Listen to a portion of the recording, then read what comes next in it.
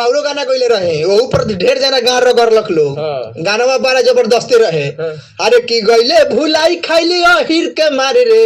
अरे 6 महीना पहले के भविष्य निहारे रे। अरे गोर पर गिरावे के चाहो तारे अहिरा के पूत के। अरे तोरा जस राजपूत के दहावा दी है जादो जी मूत के। तोरा जस राजपूत के दहावा दी खेसरिया। पंकजवा खातिर स्पेशल गइले रहे खेसारी भैया के बेटी पर गीत गइले रहे त ओ से गइले रहे आ सब जना के गान फाट रहे। कि अदबंसी अहिर का हो खेला केकर पावर बा हमरा के टोकेला कि तोहरे चलते तमाईरा के डटले दिया।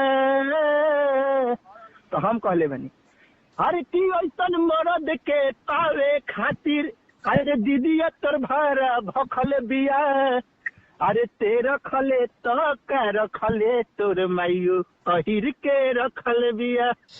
हेलो हेलो हाँ सिंगर प्रिंस उजाला बात कर रहे हैं।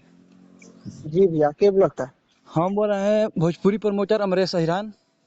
अच्छा जी भैया प्रणाम। प्रणाम प्रणाम जी। आपका एक गाना आया है कि जो कि तिल पर भतार बिल पर पूरा बिहार।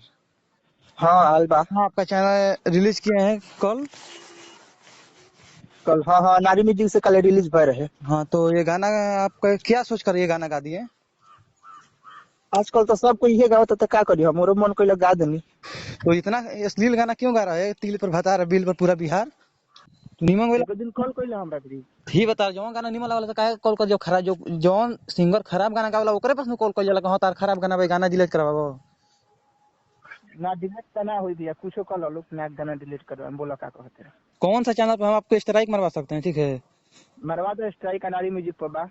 ठीक है तो मरवा देंगे। और एक और गाना गाए थे आपके तोरा जैसा राजपूत के दहवा दी है जादव जी मुझको भी बहुत अश्लील गाना है। ठीक है ऐसा गाना मत कर। वो कुछ नहीं है सब बढ़िया है। वो गाए थे तो सब बढ़िया रिस्पांस था आदमी सुना था। और का एक और कोई गाना था आपका के जो तोर माइयो अहिर के रखल बिया। तो सब सुनले बारा भैया तो एको बार तो तू कॉल ना कइल ह कि ई गाना तार हइसन बा हुसन बा। सुने आज का कॉल कइल कौन सा चैनल पर गाना है तोर माइयो अहिर के रखल बिया? प्रिंस उजाला एंटरटेनमेंट पर। प्रिंस उजाला एंटरटेनमेंट। तो आपका उस चैनल पर सब्सक्राइबर कितना है? सब्सक्राइबर भी अब आप ही बताइए कि 600 सब्सक्राइबर लिए हैं उसी पर गाना इतना खराब गाना चाह रहे हैं तो कहाँ से आपका व्यू मिलेगा? सब मिलेगा बढ़िया व्यू है। तो मायू अहिर के रख ले दिया तो बढ़िया व्यू बा कहाँ खराब बा बढ़िया बा। 2500 लेवल बा व्यू हमरा खातिर बढ़िया बा। वो थोड़ा गाना सुनाइए तो। लड़की कहता कि अदबंसी अहिर का हो खेला केकर पावर बा हमरा के टोकेला कि तोहरे चलते तमाईरा के डटले दिया। तो हम कहले बनी अरे की ऐसन मरद के पावे खातिर अरे दीदिया तोर भारा भखल बिया। अरे ते रखले तो का रखले तोर माइयो अहिर के रखल बिया। तो ये आपको गाना ये कैसा लगा? रंगदारी वाला लग रहा है कि अश्लील लग रहा है? हमको तो अश्लील नहीं लग रहा है क्योंकि ये रंगदारी पर थोड़ा मैटर लड़का लड़की का बात है तो इस पर ठीक से चल रहा है। तो अश्लील थोड़े बा रंगदारी पर मैटर बा। आजकल के जैसे माल अपना लवर से बतियावता जैसे चाहे लवर अपना माल से बतियावता रहा। अरे माल कैसे? कोई पैसा ना बा। अच्छा जो लड़की से आप लोग बात कर रहे हैं भोजपुरी इंडस्ट्री में यही तो साला कहानी गलत हो रहा है कि भोजपुरी इंडस्ट्री में कोई भी लड़की बात कर रही है तो माल समझ ले रहे हैं। आप लोग कैसे माल समझ रहे हैं? काहे नहीं समझेंगे भैया कुछ समझिए कि भैया कह दी तो भैया समझ लो लेकिन और कुछ नहीं के बोला तो सही समझ लो। वो ये बात बहुत गलत बा यार सब कोई के बेटी बहन भी है ना। अच्छा कोनो बात नहीं है बातें हम मानत नहीं लेकिन जौन चाहत अपने से फंसेगा तो फंसेगा ना छोड़ देबा पूजा करबो। देखिए आप लोग भोजपुरी के बर्बाद कर रहे हैं। ठीक है आपका जैसा सिंगर नहीं होना चाहिए भोजपुरी इंडस्ट्री में। कुछ बर्बाद नहीं होगा। ठीक है भैया ठीक है हम तनी काम में है। ठीक बा रखिए। ठीक है सुधा गाना डिलीट करवा दीजिए। ठीक है ना भैया गाना डिलीट ना हुई। नहीं तो हम केस करेंगे। ठीक है कर दीजिएगा। मेरा नाम प्रिंस उजाला यादव हो आप केस कर दीजिएगा कुछ कर दीजिएगा लेकिन गाना नहीं उतरेगा। इतना अश्लील गाना नहीं गाना चाहिए। क्या इतना अश्लील गाना नहीं गाना चाहिए भोजपुरी में।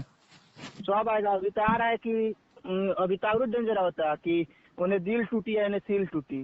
अरे तो यार आप लोग भोजपुरी बर्बाद करना चाहते हैं ना? बर्बाद ना हुई। सुनत रहो भैया सुनत रहो बर्बाद होके अला हुई तो हमरा भी आके तू लोग कहिए लो चंदन बर्बाद ना हुई होके तो जब सब कोई जाए तो हम काहे पीछे हंसती हम जाते हैं भैया अहिर हैं अहिर। तो हमू तो अहिरे हैं। ताहिर वाला तो तू विरोध मत कर, हमरा वजह से सपोर्ट कर। सपोर्ट कैसे करियो? सपोर्ट करम अहिर पे कोई बताम नु।